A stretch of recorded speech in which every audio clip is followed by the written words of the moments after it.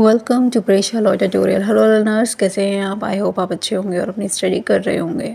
So last video में हमने section 14 and section 15 of limitation act 1963 के provisions exclusion of time topic को cover किया था।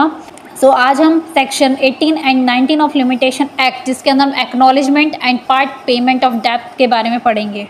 So section 18 and 19 of the limitation act, जिसमें हम एक्नॉलेजमेंट एंड पार्ट पेमेंट के बारे में प्रोविजंस को पढ़ेंगे। और एक्नॉलेजमेंट ऑफ डेब्ट मतलब कि जो भी उधार लिया है किसी ने, कोई भी डेब्ट लिया है, उसके लिए एक्नॉलेजमेंट बनाना। एक्नॉलेजमेंट एक लीगल डॉक्यूमेंट होता है जो कि एग्जीक्यूट किया जाता है पर्सन के द्वारा, तो उसके बारे में हम प्रोविजंस को पढ़ेंगे। और ये सेक्शंस एक्नॉलेजमेंट ऑफ डेब्ट और पार्ट पेमेंट ऑफ डेब्ट के आधार पर लिमिटेशन पीरियड के एक्सटेंशन और रीस्टार्टिंग से डील करते हैं। ये प्रोविज़न सर्टेन कंडीशंस के अंडर लिमिटेशन पीरियड को रीसेट करने को अलाउ करते हैं, जिससे क्रेडिटर को अपने लीगल क्लेम्स को प्रिजर्व मतलब सुरक्षित रखने में हेल्प मिलती है जब डेटर डेब्ट को एक्सेप्ट करता है या पार्शियल पेमेंट करता है।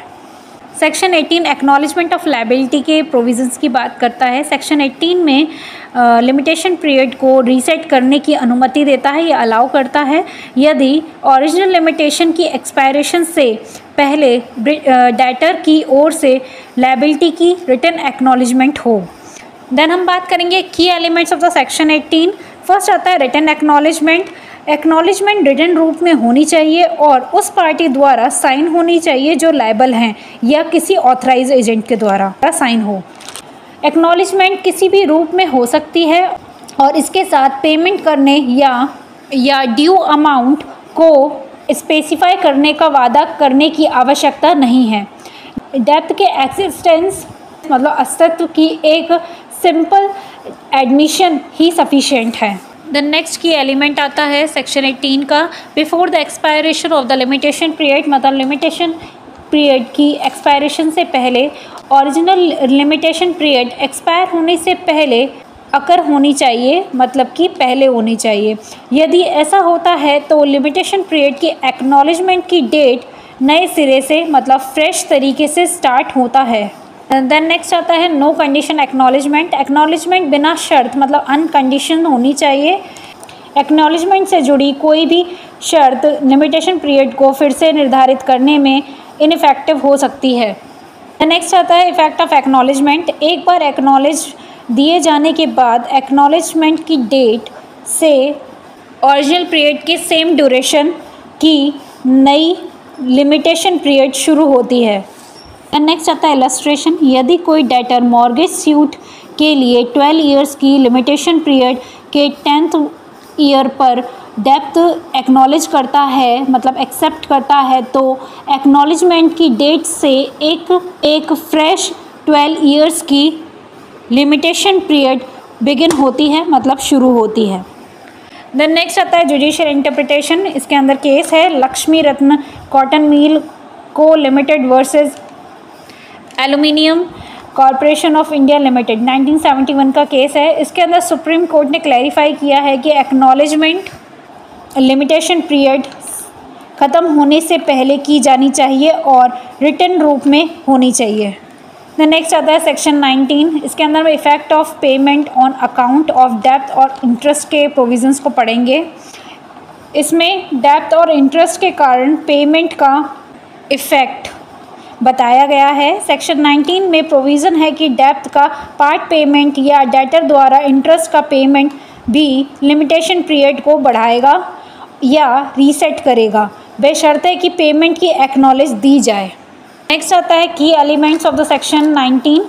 तो फर्स्ट की एलिमेंट आता है पार्ट पेमेंट ऑफ डेब्ट और इंटरेस्ट। यदि debtor expiration of limitation period से पहले प्रिंसिपल अमाउंट का पार्ट पेमेंट करता है या डेब्ट पर इंटरेस्ट का पेमेंट करता है, तो इसमें लिमिटेशन पीरियड रीसेट हो जाता है। पेमेंट डेटर द्वारा वॉलंटरीली या उसकी ओर से किया जाना चाहिए। नेक्स्ट आता है इन राइटिंग।